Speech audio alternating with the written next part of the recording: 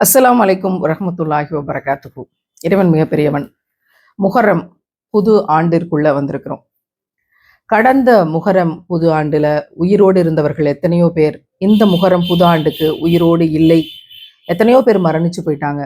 அந்த மரணங்களை தாண்டி இறைவன் இந்த உடல்களுக்குள் உயிர்களை நீட்டித்து வைத்திருக்கிறான் அப்படின்னா ஏதோ ஒரு காரணம் இருக்கிறது. அதற்காக இந்த உலகத்துல நம்முடைய உயிர் விட்டு வைத்து இருக்கப்பட்டிருக்கிறது என்பதை உணர்கிற போது அந்த காரணம் எதுவோ அது முழுமையாக நிறைவேறவும் இறைவனுடைய வழிகாட்டுதலிலேயே நம்ம பயணிச்சிடவும் கடைசி வரைக்கும் கலிமாவோடு நாம் மரணிக்கவும் அதிகமாக இந்த முஹர்ரம்ல துவா செய்வோம்.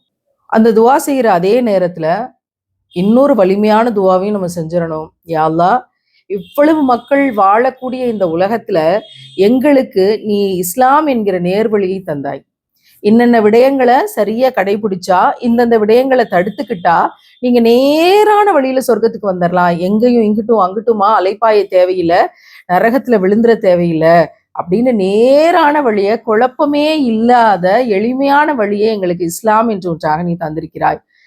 எந்த காரணத்தை முன்னிட்டும், காரணம் எதுவாக இருந்தாலும் மனம் தடுமாறிராம கொடுத்த அந்த நேர்வழியை எங்களுக்கு நீ உறுதிப்படுத்தி எங்களுக்கு சொர்க்கத்தை அடைய நீயே வழிகாட்டுவாயாக. எந்த இடத்துலையும் சின்ன பசங்கள் கூட வந்துடாம நீ பாதுகாத்துரு அப்படிங்கிற துவாவையும் நம்ம அதிகமா கேட்டுக்குவோம். கடந்த ஆண்டு முஹர்ரம் முதல் நாள் என்ன செஞ்சோம்? இந்த ஆண்டு முஹர்ரம் முதல் நாள் கடந்த சில நாட்கள் ஆயிட்டு. அப்ப கடந்த முஹர்ரம்ல இருந்து இந்த முஹர்ரம் வரைக்கும் நம்ம என்ன செஞ்சிருக்கோம்? நம்ம என்ன பேசியிருக்கோம்? நம்ம என்ன எழுதியிருக்கோம்? நம்முடைய பேச்சும் எழுத்தும் அதை தாண்டி நம்முடைய செயலும் இந்த உலகத்துக்கு என்ன நன்மையை செஞ்சிருக்கு? இறைவனுக்கு பிடிச்ச மாதிரியான ஒரு வாழ்க்கையை வாழ்ந்திருக்கிறோமா, இல்ல இறைவன் கண்டிக்கத்தக்க ஒரு வாழ்க்கை வாழ்ந்திருக்குமா? நம்முடைய குறைபாடுகள் என்னென்ன? நம்முடைய குறைபாடு என்ன அப்படின்னு மற்றவர்கள் சொல்ல வேண்டிய தேவையே இல்லை.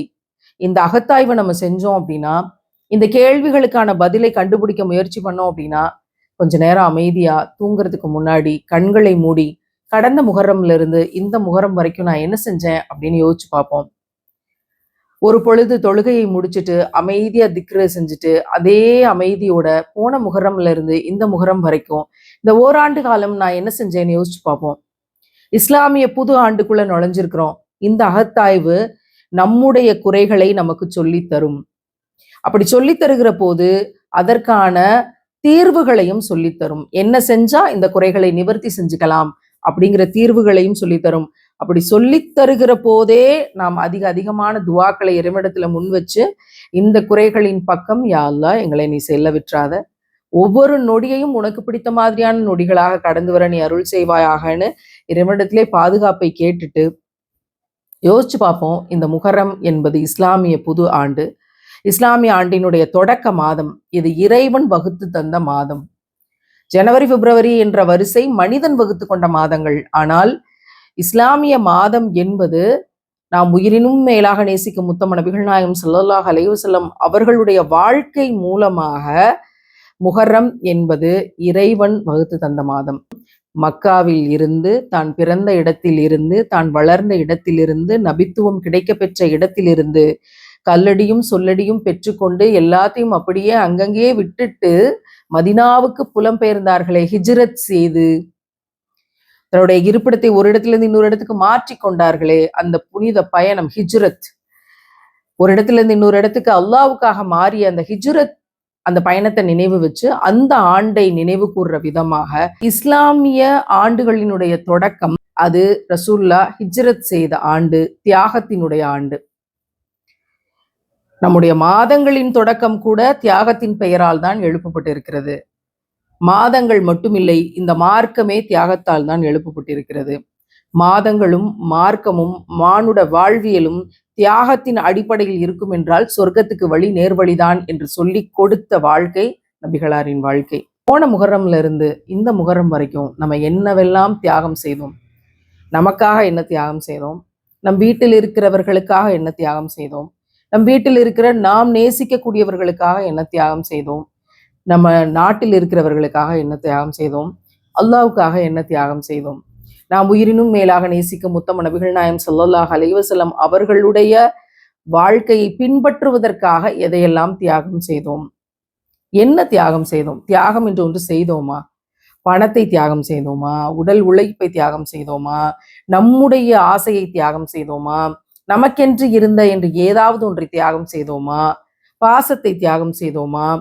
நம் தங்க நகைகளை தியாகம் செய்தோமா? எதை தியாகம் செய்தோம்? எதை ஒரு ஏழைக்காக விட்டு கொடுத்தோம்? எதை பகிர்ந்து கொடுத்தோம்? எனக்கு மிகவும் பிடித்தமாக இருக்கிறது, ஆனால் இறைவனுக்காக இதை நான் பகிர்ந்து கொடுக்கிறேன் என்று ஒரு ஏழைக்காக எதை எடுத்து கொடுத்தோம்? எதை இழக்க தயாராக இருந்தோம்? போன முகரமிலிருந்து இந்த முகரம் வரைக்கும் நம்முடைய ஆசைகளின் எண்ணிக்கை அதிகமாயிருக்கா? இந்த உலகம் சார்ந்த மன இச்சைகள் அதிகமாயிருக்கா? அழகியல் பொருட்கள் வாங்கி குமிச்சிருக்கோமா? புத்தகங்கள் வாங்கி குமிச்சிருக்கோமா? சேலைகளையும் நகை நட்டுகளையும் வாங்கி குமிச்சிருக்கிறோமா? இல்ல மார்க்கம் சார்ந்த விடயங்களை வாங்கி குமிச்சிருக்கிறோமா? எது நம்மால் வாங்கப்பட்டிருக்கிறது, எதை நாம் வாங்கி இருக்கிறோம் என்ற அடிப்படையில இதை தீவிரமா நம்மளால முடிவுக்கு கொண்டு வர முடியும். அதனோட யோசிச்சு பார்ப்போம். தியாகம் செய்கிற மன வலிமை நமக்கு இருக்கா?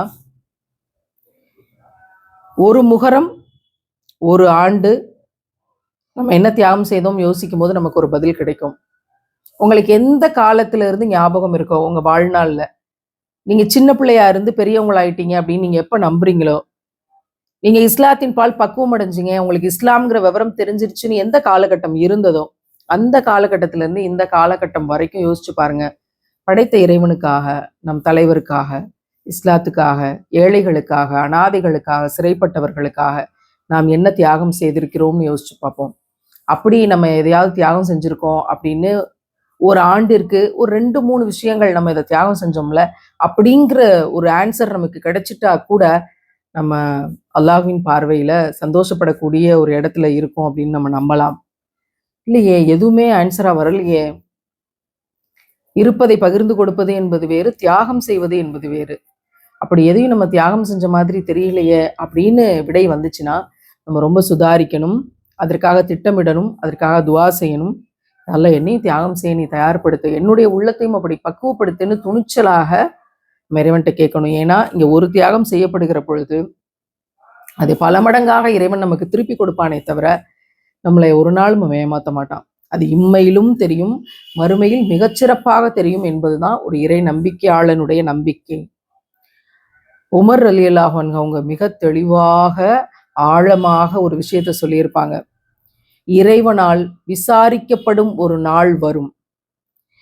விசாரிக்கப்படும் நாளுக்கு முன்பாக உங்களை நீங்களே விசாரித்துக் கொள்ளுங்கள். இறைவனால் விசாரிக்கப்படுகிற அந்த நாளுக்கு முன்பாக உங்களை நீங்களே விசாரித்துக் கொள்ளுங்கள்.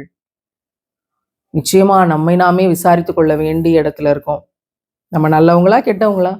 நல்ல பாதையில தான் போய்கிட்டு இருக்கோமா, கெட்ட பாதையில போய்கிட்டு இருக்கோமா? நல்ல விஷயங்களை தான் ஆதரிக்கிறோமா, இல்லை கெட்ட விஷயங்களை ஆதரிக்கிறோமா? ஹலால் என்று நபிகள் நாயகம் ஸல்லல்லாஹு அலைஹி வஸல்லம் அவர்கள் சொன்னதுல ஃபாலோ பண்றோமா, இல்ல இம்மைக்கு தகுந்த மாதிரி 2026க்கு தகுந்த மாதிரி அங்கங்க சில சமரசங்களை செஞ்சுக்கிட்டு நமக்கு நாமளே அந்த சட்டங்களை எல்லாம் தளர்த்திக்கிட்டு நம்ம பரவாயில்ல இருக்கட்டும், இதனால என்ன ஆயிர போகுது, உலகமே இப்படித்தான் போகுது, நான் போனா மட்டும் எனக்கு கெட்டு போயிட போதா என்ற மனநிலையில் நம்ம ரசூல்லா கொடுத்த சட்டங்களை உடைச்சு வேற மாதிரியாக வாழ்றதுக்கு துணிஞ்சிட்டோமா? நமக்கு நாமே விசாரித்துக் கொள்வோம்.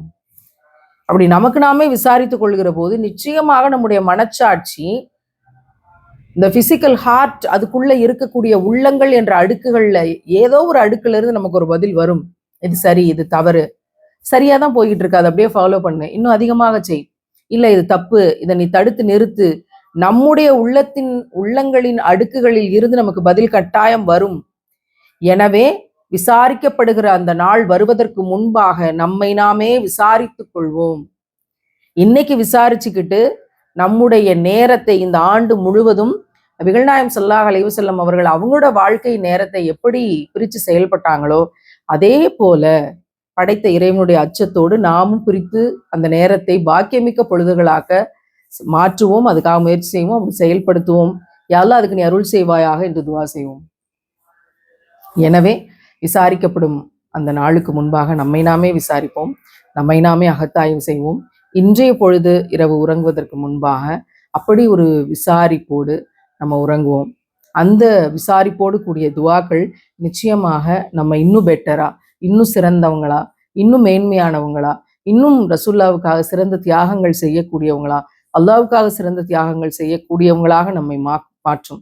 அப்படி நம்ம செய்யக்கூடிய ஒவ்வொரு தியாகமும் நம்முடைய கபர் வெளிச்சமாகும்.